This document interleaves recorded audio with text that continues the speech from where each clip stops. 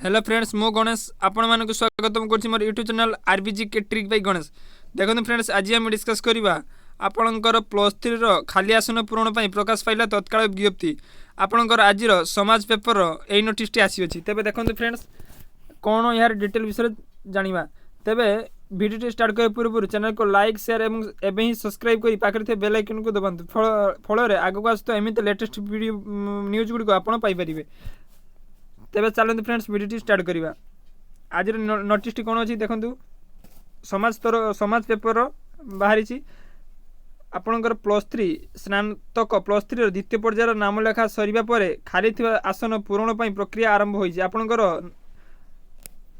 1022 महाविद्यालय कला वाणिज्य एवं विज्ञान धंदामूलक शिक्षा संस्कृत सेल्फ फाइनान्स पाठ्यक्रम 1,03,000 आसन आवरिका मध्य खाली रही माने 1,03,100 आसन खाली रही। एने उच्च शिक्षा विभाग पक्षर एने शुक्रवार विज्ञप्ति प्रकाश पाई। आपनकर उच्च शिक्षा विभाग तरफ विज्ञप्ति प्रकाश पाई। तेबे देखंतु प्रकाशित विज्ञप्ति अनुसार खाली थिबा सीट संबंध अक्टोबर 4 रु 6 मध्य जांच करा जिवो। तेबे देखंतु फ्रेंड्स ए जे आपनकर जतटी आसन खाली रही ताहार संबंध में अक्टोबर 4 रु 6 मध्य यार जांच कर प्रथमे तापर 8 तारिख अपराह्न 5 खाली थिबा आसन रो चूड़ांत तालिका साम्स आपन को कौन वेबसाइट रे साम्स वेबसाइट रे शिक्षानुष्ठान ई स्पेस रे तथ्य दाखल सह शिक्षानुष्ठान नोटिस बोर्ड रे तथ्य प्रदर्शित हेबो।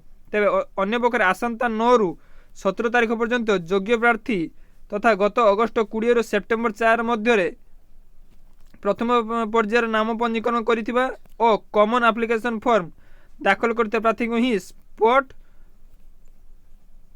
नाम लेखा पई सुजोग मिलिबो।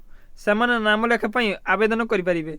छात्र छात्री निजर पूर्व यूजर नेम और पासवर्ड दे आग्रही शिक्षानुष्ठान और विषय संबंध में उल्लेख करि परिबे। अति बेस रे जणे विद्यार्थी 5टी शिक्षानुष्ठान पई आवेदन करि पारे। अति बेस रे जणे विद्यार्थी केतोटी 5टी शिक्षानुष्ठान रे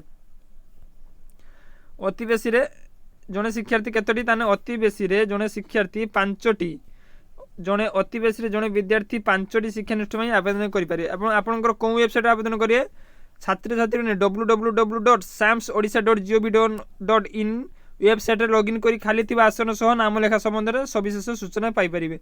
एही नाम लेखा संरक्षण थिले मध्ये वेटेज मिलिबो नाही। विद्यार्थी को मार्क आधार रे मनोनयन करि जिवो। आपनकर मार्क अनुसार सिलेक्शन होबो।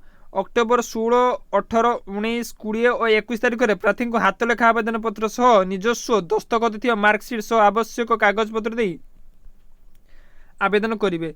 तेबे 23 तारिख में योग्य प्रार्थी मेधा तालिका शिक्षानुष्ठान नोटिस बोर्ड रे प्रकाश पाइब। नाम लेखा संबंध नियमावली जारी करा जायछि। शिक्षानुष्ठान पक्षर एक खातार समस्त तथ्य उल्लेख रहिबो।